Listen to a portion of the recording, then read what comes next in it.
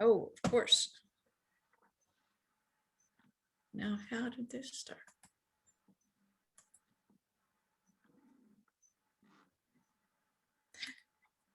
Hello, can you hear me?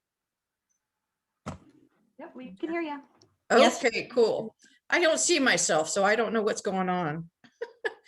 First of all, if you can see me, you'll notice in the background behind me is a lot of blue calico wear, and I've collected it for almost 45 years. So that's my explanation on that. You be sure to read all of the slides, because there's more information in the slides than there is on, I'm going to tell you. Also, my brain's coming. Oh, great. This is really embarrassing. Anyway, I'm going to start by telling you that I got going on this a long time ago because someone kept mentioning Jack Littlefield. Every time I go to a cemetery to be talking about Jack Littlefield. So I got started on this, and I was just originally going to talk about the people that were involved that died in Humboldt County. Well, I started getting into the, what happened before the murder and what happened after the murder. And it was so interesting that I ended up with 45 pages worth of information, and I'm not anywhere near done. So this is just kind of cliff notes for you guys. You're just going to get the cliff note version of this, and I hope you enjoy it. Anyway, on September 18th or 28th of 1895, Constable Cummings was going along the trail, and he was going out looking for a witness for the next circuit court, and his name was Walter Clark. And as Constable Cummings came around the corner of the trail, he looked up and saw Jack Littlefield hanging from a tree. He couldn't deal with it himself, so he went ahead and went down the trail and found Walter Clark. And Walter and he went back and took the body down. Now, they found when they got Jack's body down that there was, poor Jack had been shot 3 times as well as being hung, and all different caliber guns. In fact, one of them was a pistol. Being mountain men themselves, they knew how to track. So they went ahead and started looking around the area and saw about 3 sets of tracks. And, but it looked like somebody had tried to, make it look like more sets of tracks. Okay, what happened?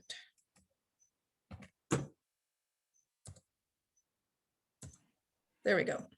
This is the location of the grave. Karen, you need to share your screen. We can't see your PowerPoint. Oh, lovely. Let's go back out. I thought. Go back to Zoom. I'm sorry. This is not where it's supposed to go. Yeah.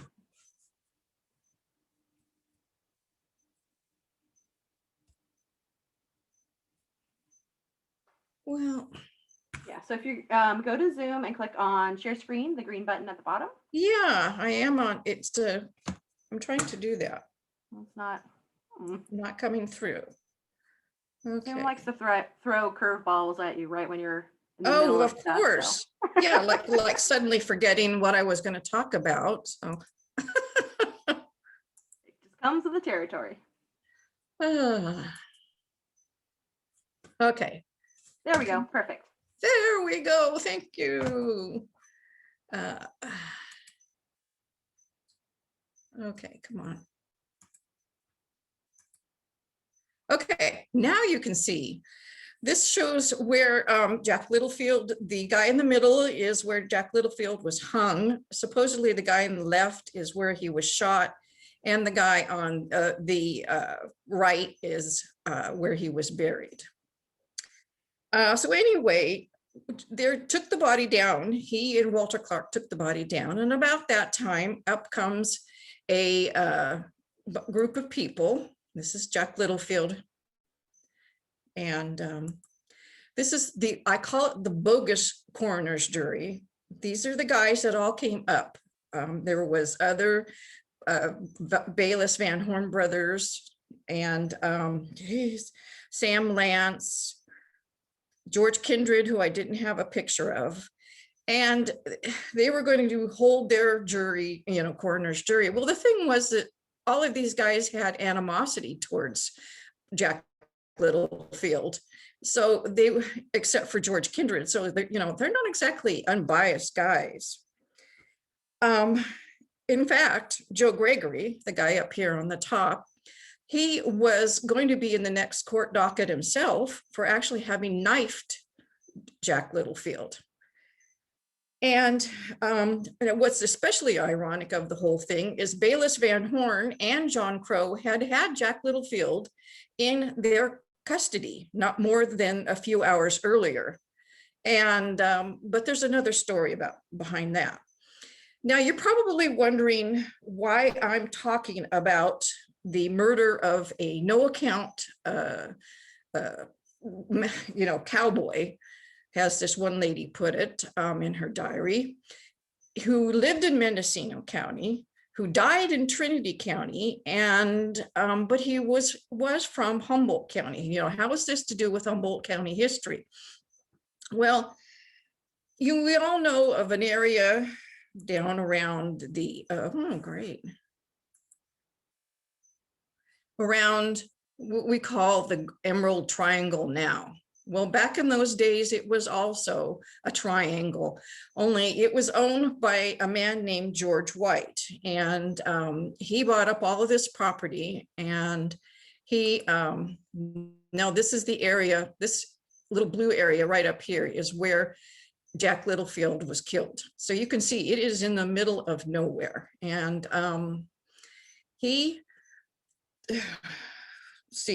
but anyway, this area just kind of attracted a bunch of misfits, social outcasts, and it still does today for that matter.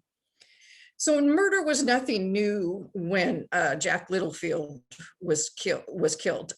These guys have been doing it for years. They've been killing everybody that they didn't want, because George White wanted all this property for himself. So if somebody else laid claim to it, murder them. Poison them, hang them, burn their house, whatever you wanted to do. But why did this murder stick out?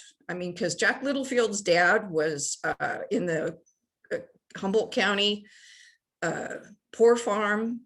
His brother had been sent off to Napa Sane Asylum. I mean, these guys weren't exactly, really up and coming citizens of the area. And but the thing was, it's the fact that they not only shot the guy, but they had to hang him too. So, and in fact, it impelled a guy to, this is Round Valley, quickly through here, to write the horrible history of Round Valley. And this is the time of multiple headlines. So we've got all of these different things to tell you about. And it all comes down to the fact that Clarence White shot John Waffen. And you got to remember this. This is George White. And this tells you about how he and his brother Pitt, and there's a good story behind that about Pitt kind of selling a herd of, or not a herd of, but a wagon train that didn't belong to him to get some money to help start his brother on buying this land. He killed John Waffen, otherwise known as Wailaki John. So, okay, and this is Frankie White's, John Waffen, or not John Waffen, but George White's third wife, and his cousin. So this during this time, his wife divorced him. This is his third wife, and she decided to divorce him. She was actually his cousin, and actually had lived on his land, or actually lived at his house during the summer, and with her brother, Clarence. And during one of these trips, poor Frankie got seduced by George White. Nobody did anything about it, because poor Frankie's mother had been confined to the Stockton Insane Asylum. And her dad was trying to take care of her and her two other sisters. And so they just figured, hey, she caught the idea or the eye of a good guy, or guy that had a lot of money, I should say. And so they just shined it on, and he eventually did marry her. And this is the house that they lived in while they were in Covelo. Now, Frankie started getting kind of exasperated with her husband. He claimed that she was just gotten used to all of the money and all of the things that he had, and gotten lazy. But he started to turn his eye towards her older sister, Augusta. And she caught Augusta and George together while they, in flagrante. And he, in turn, went ahead and bought Augusta a house down in Alameda County. And she went down there and caught him there. And so that was it. She went over to San Francisco, stayed in the hotel, and decided we're getting divorced. So John Waffen got involved in all of this, and he came up with this plot to get a bunch of guys together to say that Frankie had a liaison with another guy. And these are some of the guys that he got to do that.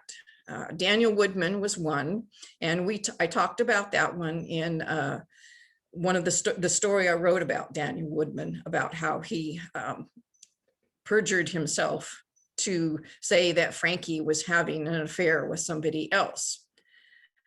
And these are some of the other guys that were part of it too. And there's a story about the McPhersons that goes with George White, which I can't cover all in today. So you'll have to wait for my book. Anyway, they came up with a plot to malign her character, like I said, by having these guys all testify against her. And John Waffen went so far as to rent a room at the Gibson house where the trials were being held at the time, or for her divorce or their divorce.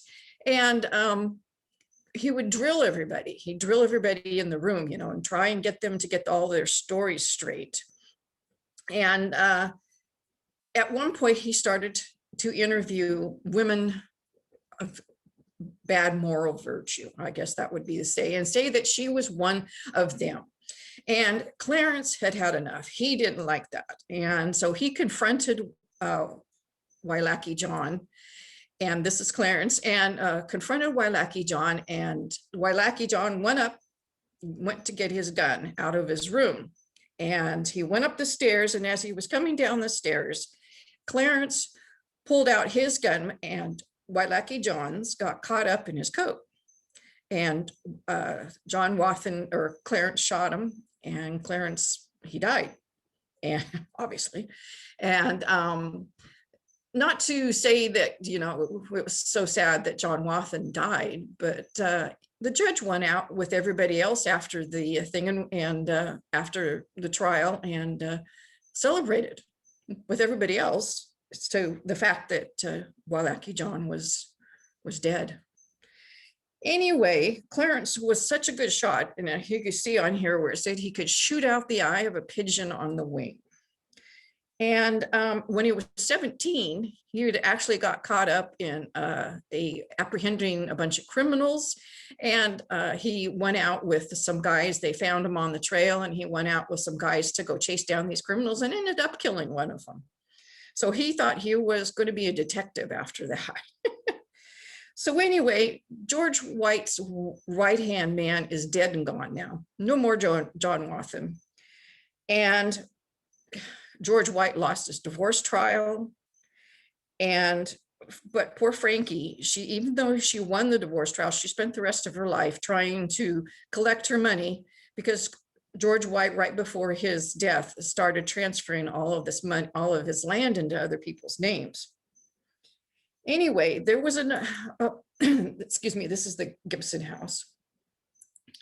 There was another one of his employees that tried to step into Wailaki John's shoes, and this was John Vinton. And he thought he was a pretty good cowboy himself, and he thought he tried to take over everything. And he was insanely jealous of Vess Palmer. Well, the reason he was because Vess Palmer was contacted by John Waffen's wife, Ellen, and to try and help him or her with the property that she was left with. And they ended up getting married. So that means George White and John Vinton can't get a hold of the property. And that was called Oak Patch Ranch.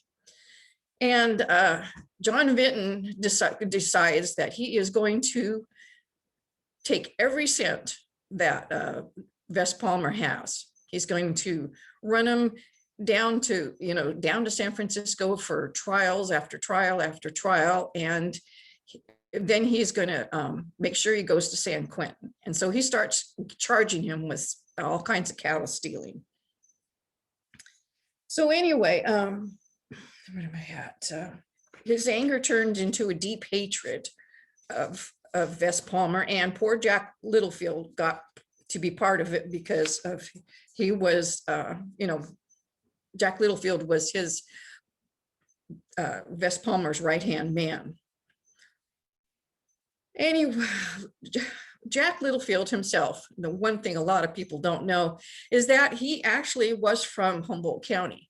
I don't know that he was buried here, but I mean, not buried here, born here, but he is not actually, his grave says that he was born in 1859, but he was actually born about 1862. His family's in the 1860 Nevada census. And then in 1870, he is about 8 years old in Eureka. Now they lived on Iquay, and I guess these guys got into a lot of trouble.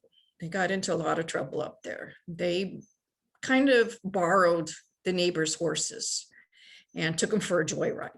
Can't take a car for a joyride back in those days, but you could take a horse. So anyway, an example of what these guys would do was, it doesn't tell me which Littlefield boy it was, but one of the Littlefields apparently bugged one of the constables to let him bring in this outlaw. And he couldn't find the guy, but he finally found him down on either 2nd or 3rd Street and told him to come in with him. He was going to take him into jail. And the guy kind of just ignored him. You're crazy. I'm not going to come in with you. And so he pulled out a gun and shot him. Well, luckily he just hit him in the hand. But apparently the guy ran out the door of the bar or the saloon, and this Littlefield boy decided to pull his gun out again, and he's going to shoot him. Well, luckily the Littlefield guy, some guy on the side of the street, wrestled him to the ground and got the gun away from him. So we don't know what he would have done if he'd gotten the, shot him. So anyway, that's an example of how these guys are. Somehow, I don't know how, Jack just kind of drifted his way down into Mendocino County, where he was hired by George White to work for him. And he was reckless. He was a wild cowboy. He could ride a horse like you couldn't believe. And he thought nothing of chasing steers down the hill full bore on his horse. And he'd come into town, get a little drunk, pick a fight, and they said that the only reason he ever went to church was to shoot out the lights. So anyway, but but he was guileless. I mean, he was a very trusting individual. It was a situation where, you know, your word is your bond, and, you know, honor among thieves. And he believed in fighting hand to hand. I mean, he just, you know, guns and knives were not a good thing. You know, that wasn't mano a mano kind of situation. So anyway, he got into a fight with Joe Gregory in a bar, and Joe Gregory pulled out a knife. And Joe Gregory had been in trouble before. He'd already spent time in jail for knifing another guy. Excuse me. And he cut Jack Littlefield apparently from his ear down to his shoulder. And Vess Palmer got a hold of Joe Gregory and just beat the heck out of him. And Joe Gregory didn't forget that and just swore up and down he was going to kill Jack Littlefield for this. And he just, in Vinton, for some reason, was obsessed with hanging Jack Littlefield. I don't know why. So the opportunity came to take care of these guys finally down the road when John Vinton was shot. Now, the thing is, we don't know for sure if John actually was shot by somebody else or if he actually tried to shoot himself. The word was that his girlfriend had told him that she was going to leave him, and so he might have got despondent and shot himself. We don't know, but he used the opportunity to go to. He went to a guy's named Tom Hayden's cabin and to recuperate, and there they got together. He got everybody fired up, and they were going to go out and get Jack Littlefield for all of this. And everybody else kept saying, this is not Jack Littlefield's style. He does not do this. He doesn't shoot people from 100 yards away. He wants to look you in the eye, not shoot you, but actually hit you.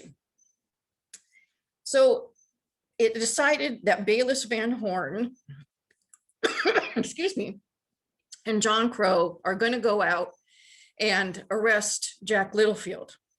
And they find him out on a place called Windy Ridge, taking care of Vess Palmer's cattle with a guy named, with Vess Palmer's stepson, John Waffen Jr., and Jimmy Wilburn. And they tell him that he's under arrest and he's got to come with them. So he gives up his guns, and he's thinking that it's because he's up for another charge of cattle rustling. So he just gives up his guns and goes with them. And supposedly down the road, a bunch of people ambush Bayless Van Horn and John Crow. Now, I don't know about you, but I don't know how you can hide a bunch of people that are going to ambush people out in the middle of nowhere.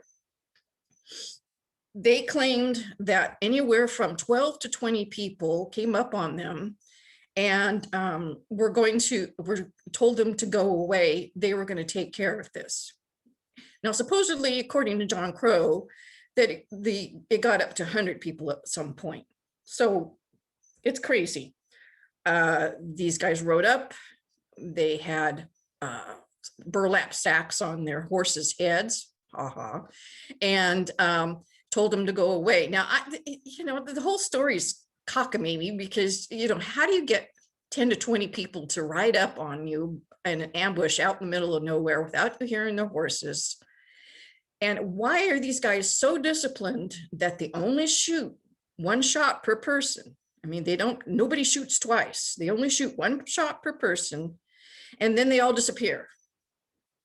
And how do these guys even know that Jack Littlefield ran up the hill if they're out running for their lives? So they didn't have John Waffen there to keep their story together. It was pretty silly. And everybody started seeing through it, like right off the bat.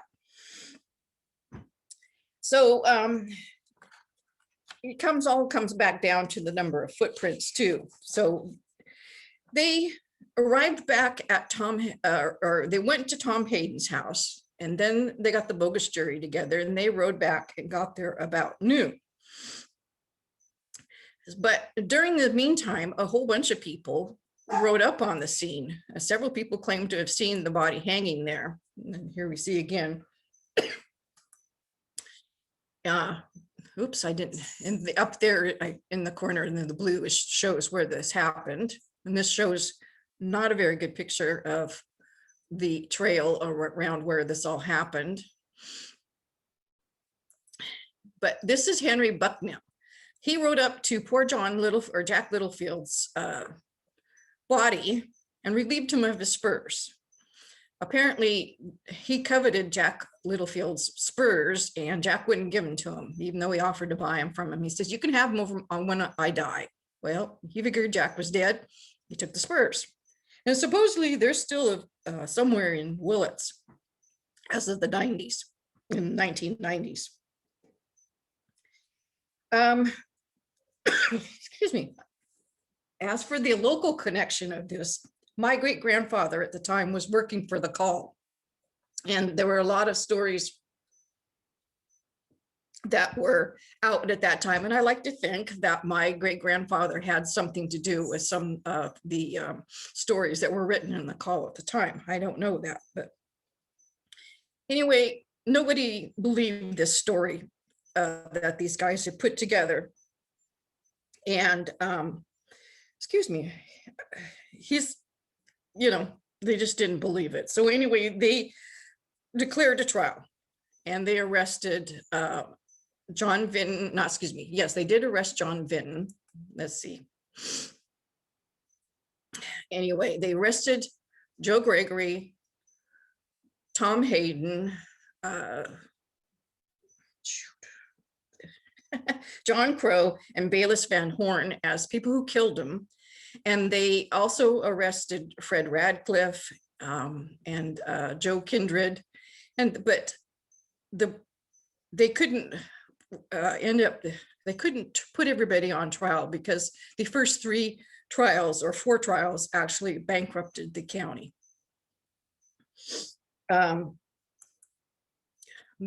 So here we have where Bayless Van Horn was actually convicted. Then John Crow was convicted. Joe Gregory was convicted.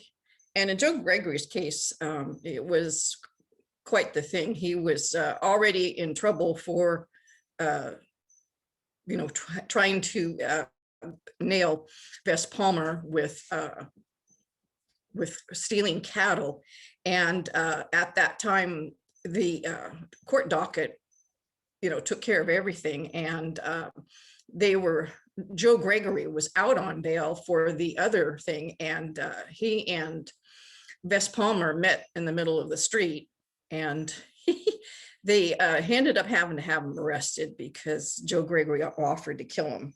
Offered is the right word. Anyway, Thomas Hayden had a hung jury, but as you see later on, he was let go, but he was convicted of murdering a Morris Nour, and that's another story I'll go into at the end. Buck Laycock, like I said, was suspected as a conspirator, but was determined to be too ill to charge. Now, one of the things that the Bay Area papers absolutely loved about this trial was all of the characters that came out of the woods to see this trial. And they loved how well dressed these guys were. They made a big to-do about Sam Lance's getup. Apparently, Sam Lance came into town wearing overalls over rolled up jeans with a big yellow sombrero and broken down boots. So here is a picture that best I can do for these guys that I figured looked pretty darn close to what the mountaineers would wear. They also made fun of Fred Radcliffe because he had yellow pants with fringe on it. And so they kind of laughed at Sam Lance. So Sam Lance said, "Well, what are you going to do about it?" And everybody else just went, "Oops, okay, we're out of here." They also liked how everybody was comfortable. I mean, apparently when Sam Lance went in to testify, he went in and just tossed his hat down in the corner of the thing over by the judge's desk, sat down, and I guess Vess Palmer went in, kind of did a man spread thing, and he didn't, because he'd been there so many times, he didn't care, you know, it's another trial. But they really liked George White because he was well dressed. He had his little beaver top hat and his vests and his tall boots, and he made quite the impression. In fact, he used to make quite the impression on everybody because like Clarence White was, you know, known as a hard man. Everybody liked George White, especially the kids, because he would take candy in his pockets and give it out to the kids. So he was always trying to develop a very, you know, genial character to everybody. So like I said, it was a strain on everybody. It bankrupted the county, and a lot of people that came to testify realized that this was kind of the end. Things weren't going well with people getting, you know, convicted. And Sam Lance sold his property and to Josh Wilburn and moved out.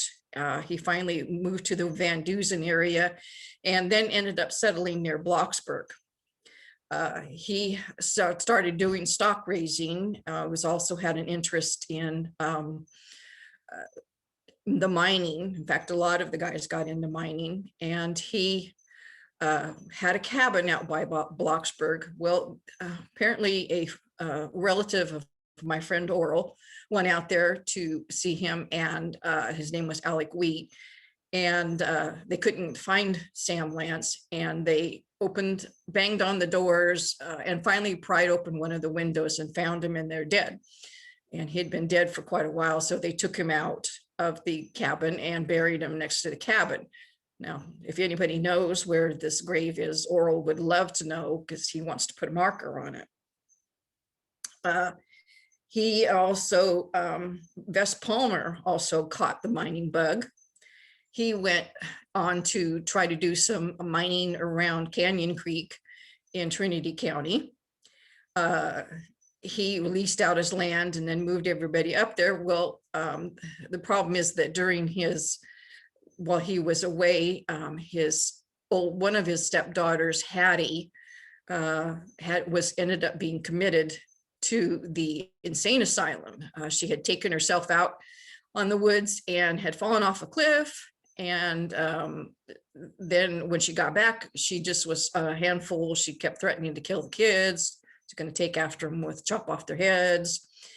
And then his second daughter, Odie, went off with an older man to Willows.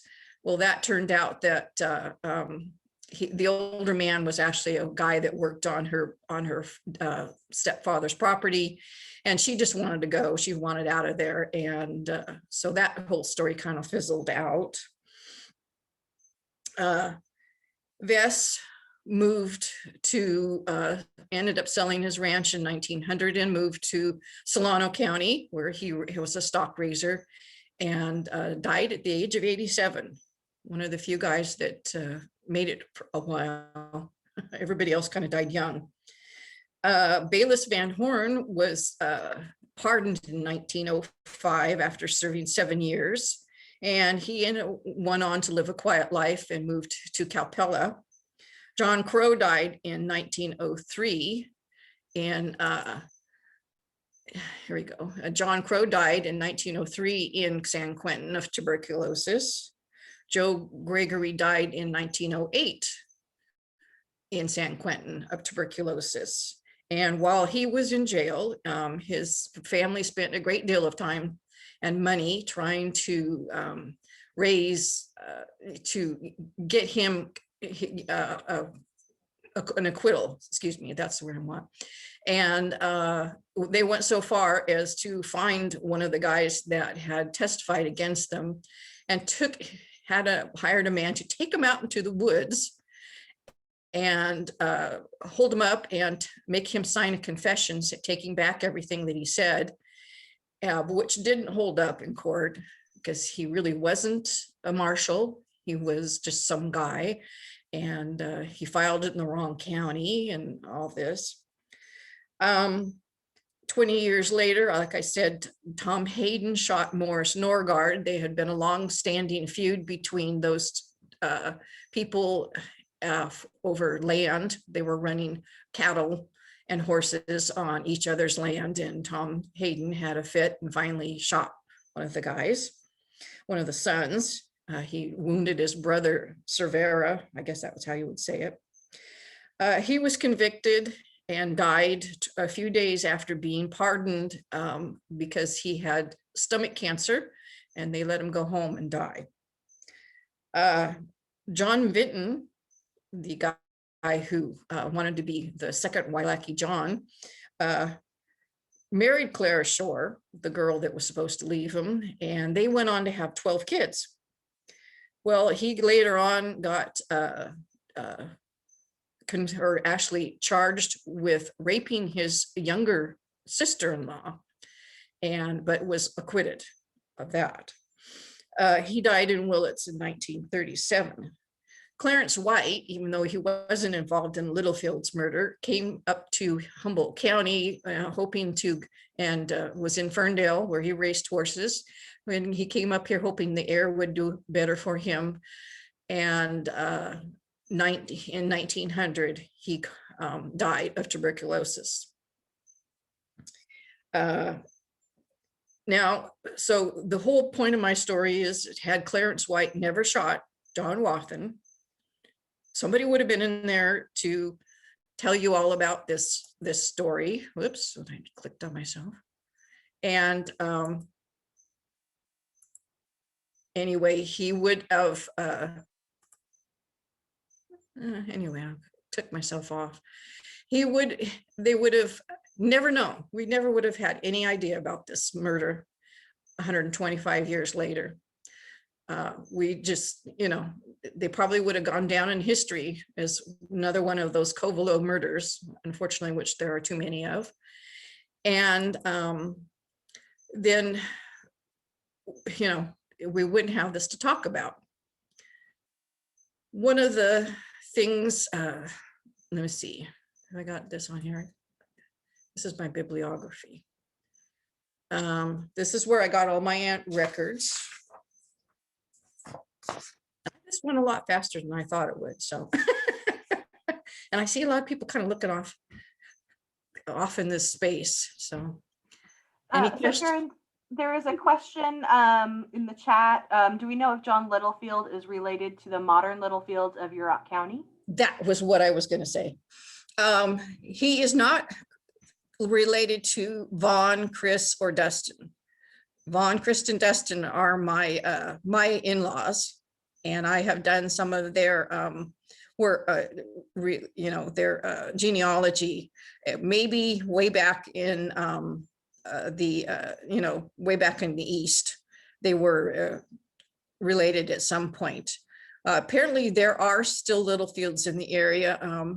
I had a nice call yesterday with a Claire McCullough who told me about George Littlefield and Stephen Littlefield, who still lived in Covelo, or actually George is dead, but and so the Littlefields did stay down in Covelo area, and George was a policeman down that way. So we were talking about that. I have not done a lot of work on the Littlefield family genealogy because I got so interested in all the stories about all of the guys that were doing the shooting. So anyway, that's for some more work for my paper. So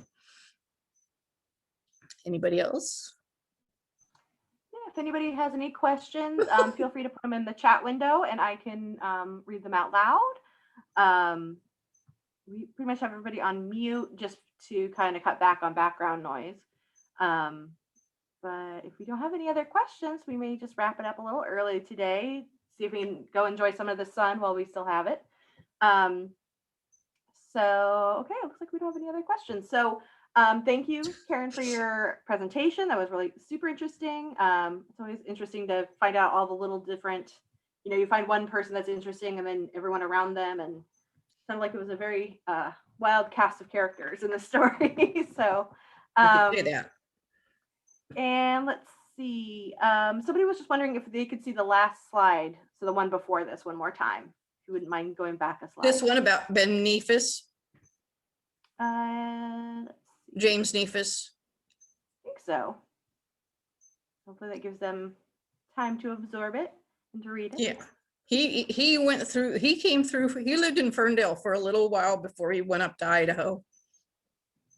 In fact, a lot of people, Bayless Van Horn actually lived here in Eureka for a while before he went back down to the Calpella area. So there's just a lot of connections with Humboldt County that you don't realize. Right. All right. Okay. Sounds good. All right. Well, thank you everybody for joining us. Thank you, Karen, for your presentation. Okay. This has been recorded, so we're gonna put it up on our YouTube channel. So be sure to check that out. And otherwise, join us again next month. Well, we'll have the director of the Clark Museum, Katie Bush, will be talking about some famous visitors of Humboldt County. So Okay. everybody have a great weekend.